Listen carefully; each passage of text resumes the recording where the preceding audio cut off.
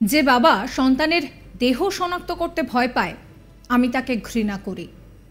যে শিক্ষক, বুদ্ধিজীবী, কবি প্রকাশ্য পথে এই হত্যার প্রতিশোধ চায় না আমি তাকে ঘৃণা করি। এই মৃত্যু উপত্যকা আমার দেশ নয়, এই জল্লাদদের উল্লাস মঞ্চ আমার দেশ নয়। ঢাকার কোটা আন্দোলনে মৃত তরুণদের শোকে চিৎকার করছেন ঢাকার এক অধ্যাপক।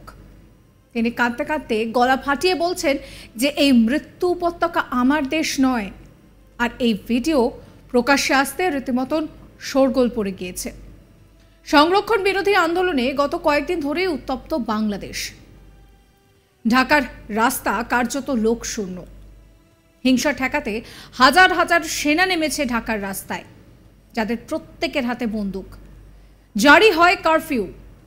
পুলিশের গুলিতে ঝাঁঝরা হয়ে গিয়েছে বহু অসহায় তরুণের জীবন। হিংসা ঠেকাতে হাজার হাজার সেনা নামছে ঢাকার রাস্তায়, যাদের প্রত্যেকের হাতে বন্দুক। কারফিউ জারি। সংবাদ সংস্থা সূত্রে খবর যে কোটা সংস্কার আন্দোলন চলাকালীন বিগত কয়েকদিনে শুধু ঢাকা থেকেই 500রও বেশি গ্রেফতার হয়েছে। সেনার গুলিতে মৃত্যু হচ্ছে শতাধিক মানুষের। দেশবাসীদের শান্ত থাকার জন্য অনুরোধ করেছেন প্রধানমন্ত্রী শেখ হাসিনা। এই অবস্থায় ঢাকার অশান্তি যেন থামার নামই করছে না। জানা গিয়েছে জাহাঙ্গীরনগর বিশ্ববিদ্যালয়ের ইতিহাস বিভাগের অধ্যাপক গোলাম রব্বানী চিৎকার করে কাঁদতে কাঁদতে বলছেন যে বাবা সন্তানের দেহ শনাক্ত করতে ভয় পায় আমি তাকে ঘৃণা করি। যে ভাই এখনো স্বাভাবিক হয়ে আছে আমি তাকে ঘৃণা করি। যে শিক্ষক, বুদ্ধিজীবী, কবি প্রকাশ্য রাস্তায় এই হত্যার প্রতিশোধ চায় না আমি তাকে ঘৃণা করি। এই মৃত্যু উপত্যকা আমার দেশ নয়, এই জল্লাদদের উল্লাস মঞ্চ আমার দেশ নয়।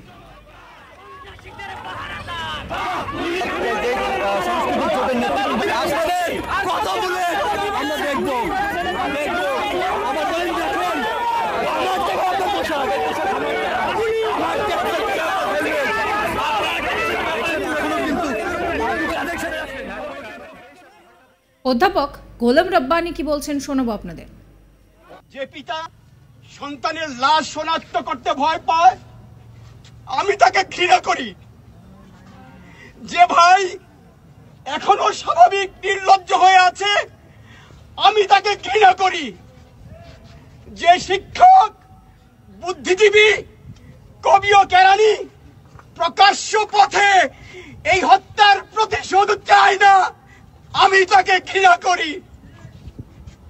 এই মৃত্যু উপত্যকা আমার দেশ না, এই জল্লাদের উল্লাস মঞ্চ আমার দেশ না, এই বিস্তীর্ণ শ্মশান আমার দেশ না, এই রক্ত স্নাত কসাইখানা আমার দেশ না।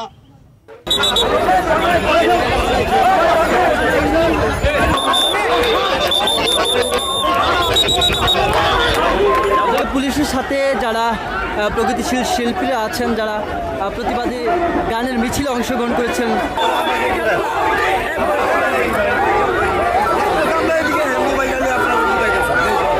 আজকে বিভিন্ন সাংস্কৃতিক গোষ্ঠীর শিল্পীরা তারা কিন্তু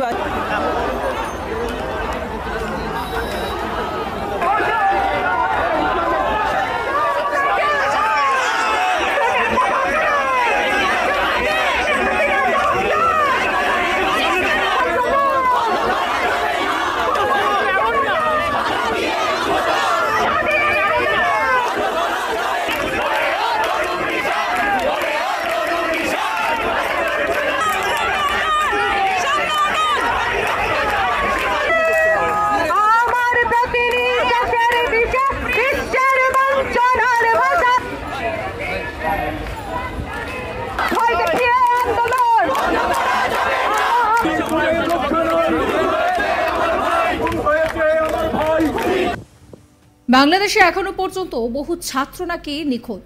24 জুলাই বুধবার নিখোঁজ ছাত্রদের জন্য সাংবাদিক বৈঠক করেন কোটার বিরুদ্ধে আন্দোলনকারী ছাত্র নেতারা। তারা জানান যে ঢাকার বিশ্ববিদ্যালয়ে সেখানে কিন্তু রীতিমতন ছাত্রদের উপরে ঝাঁপিয়ে পড়া হয়েছে, একেবারে নির্দ্বিধায় খুন করা হয়েছে ছাত্রদের। কি বলছেন তিনি শোনাবো। বাংলাদেশ ছাত্রলীগের সভাপতি সাধারণ সম্পাদক মধুর ক্যান্টিনে সংবাদ সম্মেলন করে হুমকি ধমকি দিচ্ছেন এই আন্দোলনকে দমন করবেন।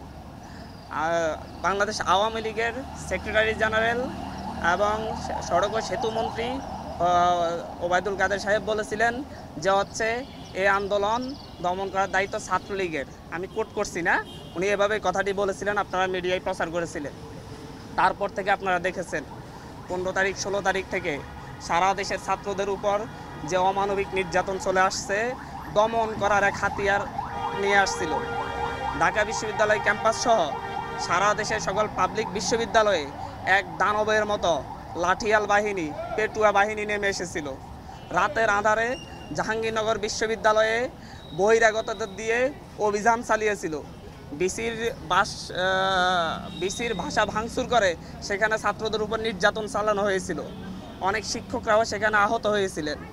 ঢাকা বিশ্ববিদ্যালয়ে সকালবেলায় দুপুরের দিকে পেটুয়া বাহিনী দিয়ে, টোকাইদের দিয়ে মেয়েদের উপর, নারী শিক্ষার্থীদের উপর, সাধারণ শিক্ষার্থীদের উপর যেভাবে হায়নাদের মতো হামলে পড়েছিল তা সারা জাতি দেখেছে।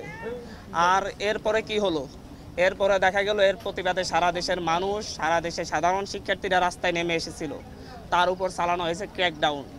সেখানে ক্র্যাকডাউন চালিয়ে প্রায় আমরা এখন পর্যন্ত, যেহেতু আমরা অনলাইনের সাথে যুক্ত নয়, মিডিয়ার মাধ্যমে যেটা পাচ্ছি সেখানে কোনো মিডিয়ায় বলা হচ্ছে যে 2 শতাধিক, কোনো মিডিয়ায় বলা হচ্ছে 3 শতাধিক। আমরা মনে করি এর চাইতে বেশি সংখ্যক আমাদের ছাত্র ভাইয়েরা খুনের শিকার হয়েছে। তাদেরকে রাস্তায় নির্বিচারে গুলি করে খুন করা হয়েছে। প্রকাশ্যে আপনারা দেখেছেন আমাদের ভাইদেরকে উপর থেকে হেলিকপ্টার দিয়ে গুলি করে হত্যা করা হচ্ছে। এ এক নির্মম অরাজকতা এই দেশে নেমে আসছে, যার পরিপ্রেক্ষিতে আমাদের ভাইয়েরা 2 দিনের আলটিমেটাম দিয়ে সরকারকে এর বিরুদ্ধে ব্যবস্থা নেওয়ার কথা বলে 2 দিন আলটিমেটাম দিয়ে কর্মসূচি স্থগিত ঘোষণা করেছিল। কিন্তু তারপরও আজকে জগন্নাথ বিশ্ববিদ্যালয়ে গুলি হয়েছে। আমাদের সমন্বয়ক সহ 7 জন ভাইকে খুঁজে পাওয়া যাচ্ছে না। আসিফ মাহমুদ ভাই, আবু বাকের মজুমদার। তিনি আরও জানাচ্ছেন যে আমাদের ভাইদেরকে কিডন্যাপ করা হয়েছে, তাদের খোঁজ আমরা পাচ্ছি না। কি বলছেন তিনি শোনাবো। আজকে এখানে আপনাদের কাছে দাঁড়িয়েছি অবিলম্বে আমাদের ভাইদের, যাদেরকে গুম করা হয়েছে, যাদের আমরা খোঁজ পাচ্ছি না, তাদের অবিলম্বে সন্ধান দিতে হবে। 24 ঘন্টার মধ্যে সন্ধান না দিলে আমার ভাইদেরকে নিয়ে আমি রাস্তায় শুয়ে থাকবো। আমরা আমাদের ভাইদের খোঁজ না পাওয়া পর্যন্ত প্রয়োজন আমাদেরকেও গুম করে নিয়ে যান। আমরা কেন বাইরে থেকে কান্না করব? আমাদের ভাইরা কি ক্যাম্পাসে, তাদের বাবা মা কি কান্না করতেছে না বাসায় বাসায়? এরকম অরাজক পরিস্থিতি। সাবস্ক্রাইব করবেন আজ তাক বাংলার ইউটিউব চ্যানেলকে, ফলো করবেন হোয়াটসঅ্যাপ চ্যানেল।